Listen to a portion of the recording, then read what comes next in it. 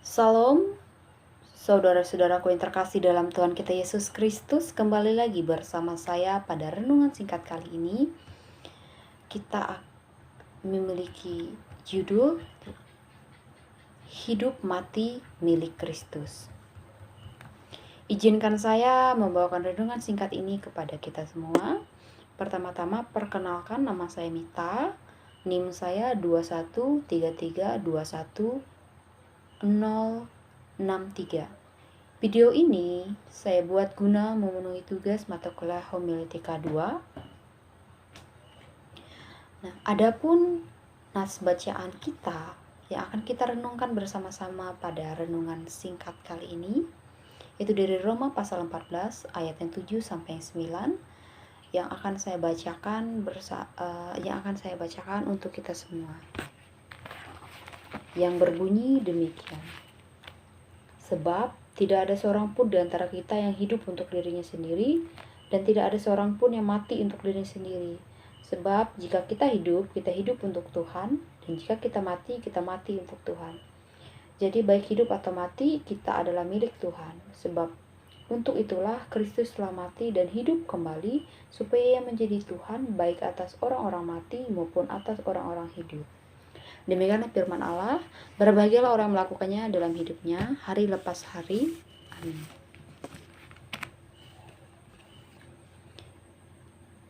Yang akan kita bahas atau kita renungkan bersama-sama yakni sudah saya bacakan tadi Roma 14 ayat 7 sampai 9.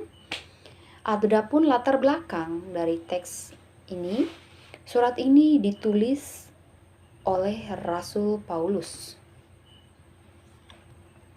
yang ditujukan kepada jemaat-jemaat yang ada di Roma. Surat Paulus ini juga merupakan surat yang paling panjang dan paling teologis dan sangat berpengaruh. Seperti itu. Mungkin karena ada beberapa alasan itulah mengapa surat ini diletakkan di depan ketiga belas suratnya yang lain. Paulus menulis surat ini dalam rangka pelayanan rasulinya kepada dunia bukan Yahudi yang bertentangan dengan tradisi gereja Katolik Roma. Jemaat di Roma tidak didirikan oleh Petrus atau rasul lain. Jemaat di Roma ini mungkin didirikan oleh orang dari Makedonia dan Asia yang bertobat di bawah pelayanan Paulus pada saat itu. Jadi, surat Roma ini ditulis oleh Rasul Paulus dan perkiraan tanggal penulisannya sekitar tahun 57 sebelum Masehi. Itulah latar belakang dari kitab Roma ini. Saudara-saudaraku yang terkasih dalam Tuhan kita Yesus Kristus, izinkan saya memulai renungan singkat kita ini dengan membawa kesaksian pribadi saya sendiri. Jadi, saya mempunyai adik sepupu. Dia merupakan seorang perempuan dan pelajar SMA pada saat itu, di mana dia 1 tahun lebih muda dari saya, dan dia menderita sakit yang mengharuskan dia untuk selalu rutin cuci darah setiap minggunya, seperti itu. Dan pada awal mulanya sakitnya ini hanya sakit perut biasa kan. Nah, lalu dibawa ke dokter dan terdata dia ini makin lama itu sakit perutnya itu makin parah. Dan faktor penyebabnya karena adik sepupu saya ini suka makan cemilan yang pedas-pedas seperti keripik singkong pedas, pokoknya yang berbahan pedas-pedas lah, seperti itu. Jadi dia itu menjadikan makanan tersebut sebagai untuk pengganti pokok nasinya lah. Kan orang makan nasi itu kan setiap hari. Nah, dia makan keripik-keripik pedas itu, dan diperkirakan oleh dokter dan dinyatakan oleh dokter juga sakit yang dia derita ini karena dia mengkonsumsi makanan-makanan pedas itu di atas harusnya kita konsumsi seperti itu, berlebihan lah bahasanya seperti itu kan. 1 tahun berlalu dia di rumah sakit, dia tidak pernah pulang ke rumah lagi karena memang harus melakukan perawatan yang intensif seperti itu. Setelah 1 tahun berlalu, kedua orang tuanya, memang orang tuanya memiliki pekerjaan itu sebagai seorang PNS ya.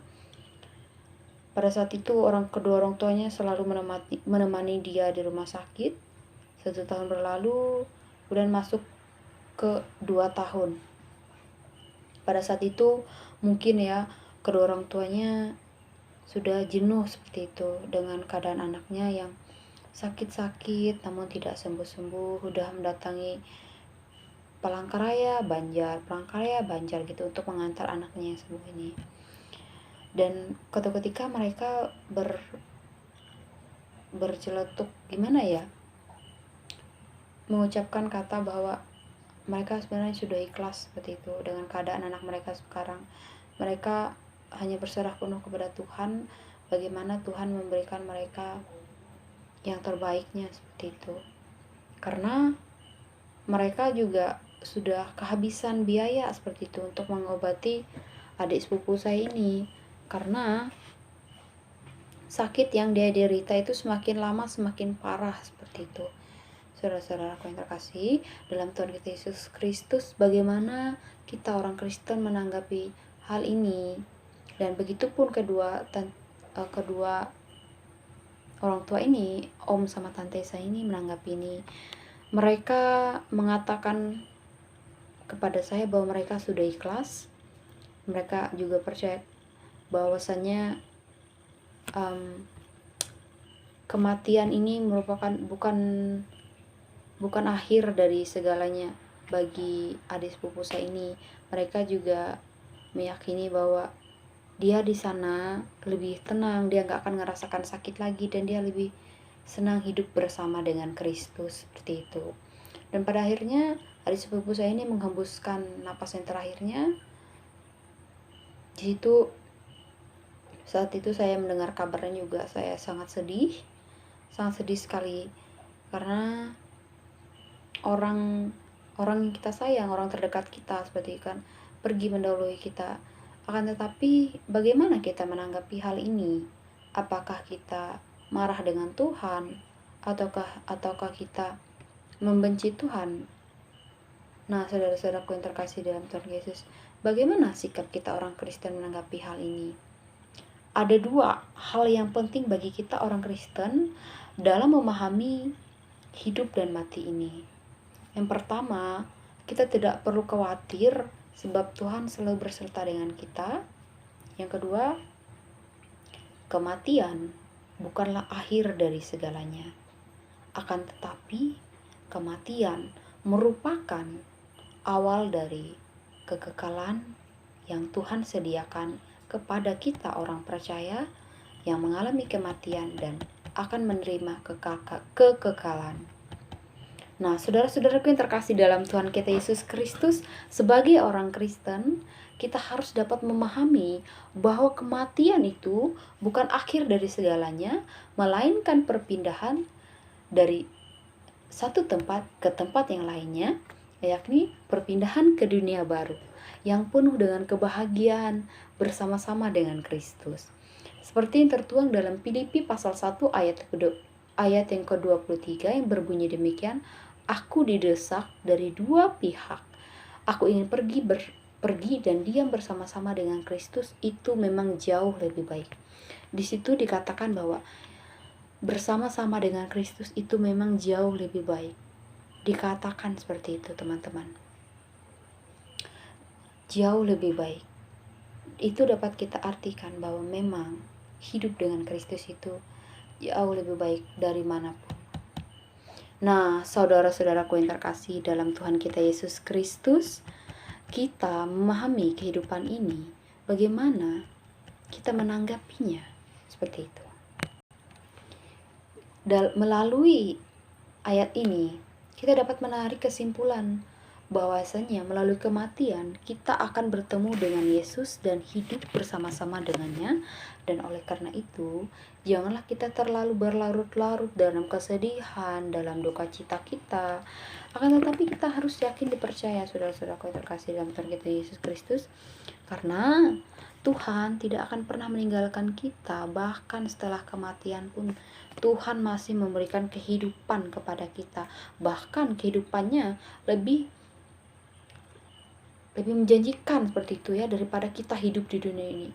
Dikatakan kita akan hidup setelah kematian, kita akan menjadi hidup kekal seperti itu. Kita tidak akan mengalami hal-hal yang seperti kita alami di duniawi ini, teman-teman ya. Namun alangkah baiknya kita di dunia ini mempersiapkan diri kita agar menjadi manusia yang berkualitas dan berkenan di hadapan Tuhan. Sebab seperti yang sudah dikatakan tadi, kematian bukan akhir dari segalanya, saudara-saudaraku yang terkasih ya. Tuhan menghadirkan kita di tengah-tengah dunia ini memiliki dan membawa misi Allah. Oleh karena itu, tetaplah menjadi orang-orang yang berpengharapan di dalam Kristus. Sebab Kristus telah memberikan hidup yang kekal dan pasti untuk kita setelah kematian. Demikianlah kehidupan kita di dunia ini, teman-teman. Di kehidupan kita di dunia ini tidak kekal. Akan tetapi setelah kematian nanti kita akan merasakan kehidupan kekal. Jadi, untuk teman-teman yang saat ini merasakan kedukaan yang sangat-sangat dalam, di ayat 9 dikatakan, saya akan bacakan ulang lagi untuk kita. Sebab itulah Kristus telah mati dan hidup kembali, supaya ia menjadi Tuhan baik atas orang-orang mati maupun atas orang-orang hidup. Di situ dikatakan atas orang-orang mati. Nah, dengan demikian kita dapat menarik kesimpulan bahwasanya Tuhan itu berada dalam hidup dan mati kita, teman-teman. Dia tidak pernah meninggalkan kita. Tuhan Yesus itu tidak pernah meninggalkan kita, teman-teman. Demikian renungan penghiburan duka cita ini yang saya bawakan, kiranya memberkati teman-teman sekalian. Tuhan Yesus memberkati kita semua. Dia pula lah yang akan menyambut kita dan membawa kita ke dalam rumah Bapa di surga. Jadi datanglah kepadanya dan percayalah kepadanya, dan hiduplah untuknya di dunia ini. Nah, di surga nanti kita pun akan hidup bersamanya. Jadi tidak perlu khawatir, karena kekekalan akan ada bersama-sama dengan kita. Asalkan kita yakin dan percaya bahwa Yesuslah satu-satunya juru selamat kita di dunia ini nanti. Dan dalam kehidupan ini kita harus tetap bersyukur dan senantiasa mengucap syukur atas berkat anugerah Allah kepada kita. Ingatlah teman-teman bahwa kematian, sekali lagi saya katakan bahwa kematian bukan akhir dari segalanya. Namun melalui ini kita dapat mengerti maksud Allah dalam kehidupan kita. Baik teman-teman, saya mempunyai quotes untuk kita untuk penghujung renungan singkat kita ini. Saya akan bacakan untuk kita semua. Karena jikalau kita percaya bahwa Yesus telah mati dan telah bangkit, maka kita percaya bahwa mereka yang telah meninggal dalam Kristus akan dikumpulkan Allah bersama-sama dengan Dia di surga nanti. Mari kita berdoa untuk menutup renungan singkat kita pada kesempatan kali ini. Mari kita berdoa. Tuhan Allah Bapa kami bertata dalam kerajaan sorga, terima kasih Tuhan atas berkat anugerah yang telah Kau berikan dalam kehidupan kami. Kiranya renungan ini dapat berguna bagi kehidupan kami, Tuhan. Kami dapat mengerti arti dari sukacita, duka cita yang Kau berikan di dalam kehidupan kami. Kiranya renungan ini dapat kami terapkan dalam kehidupan kami, Tuhan, dan menjadi sumber penguatan bagi kami. Terima kasih Tuhan Yesus. Inilah doa dan permohonan kami yang kami halaskan hanya di dalam nama anak-Mu Yesus Kristus. Kami berdoa dan mengucap syukur. Terima kasih Tuhan. Haleluya. Amin.